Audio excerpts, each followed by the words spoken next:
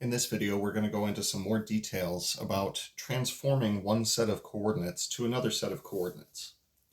So Jacobian is used anytime you have multiple integrals. So this is for a multiple integration where we change the coordinate system. So our default coordinate system, anytime we're working with any of these, is the rectangular coordinate system. For example, for double integrals, we're working in terms of x and y.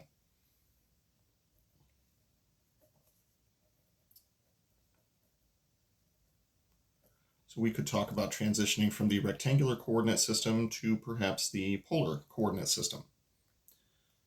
Now, the most general way that I can say this is that x is going to be defined in terms of two new variables. We'll refer to them as s and t, as we usually do for parameters. Y will also be a function of two variables. Anytime you start with a two-dimensional coordinate system like x and y, you'll need to transfer it into a two-dimensional coordinate system like s and t. Now, with that in mind, dA in our default rectangular coordinate system is either dx times dy or dy times dx. That's not necessarily going to be the case once you transfer your coordinate systems, though. The Jacobian of a transformation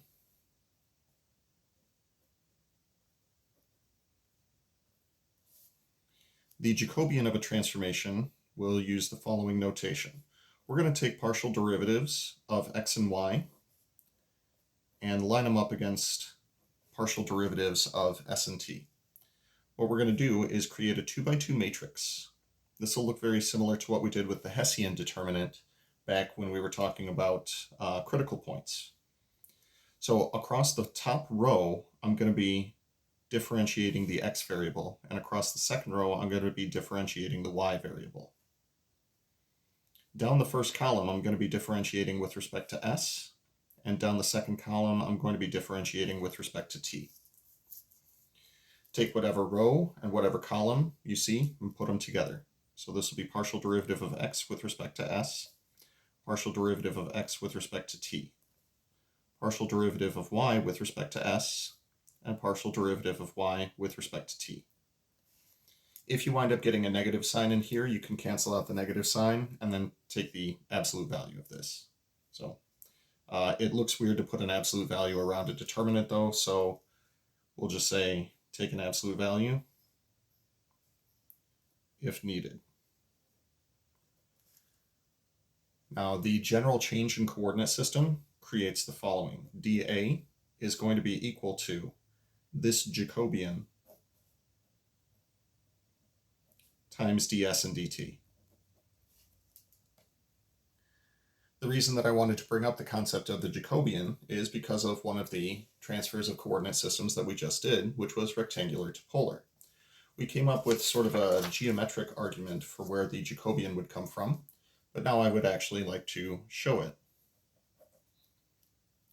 So for this, we're going to say that x is equal to a function of r and theta, r times the cosine of theta, and y is equal to r times the sine of theta. So I'm going to set up what our Jacobian would look like for this transformation. So partial derivatives of x and y with respect to r and theta. This would be equal to, we'll do x across the first row. Oops, just said x. Come on, what are you doing? X across the first row, and we'll do y across the second row. We'll do r down the first column, and theta down the second column.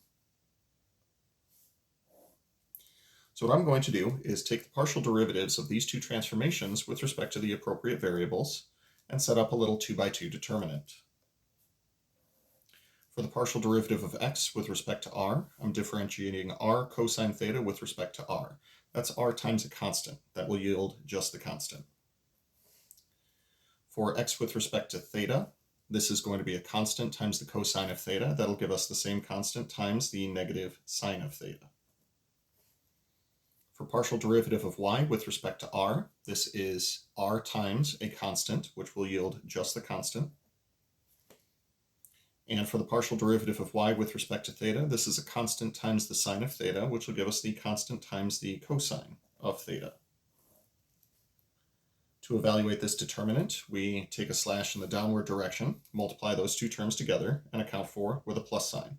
So cosine of theta times r cosine of theta is going to be r times cosine squared theta.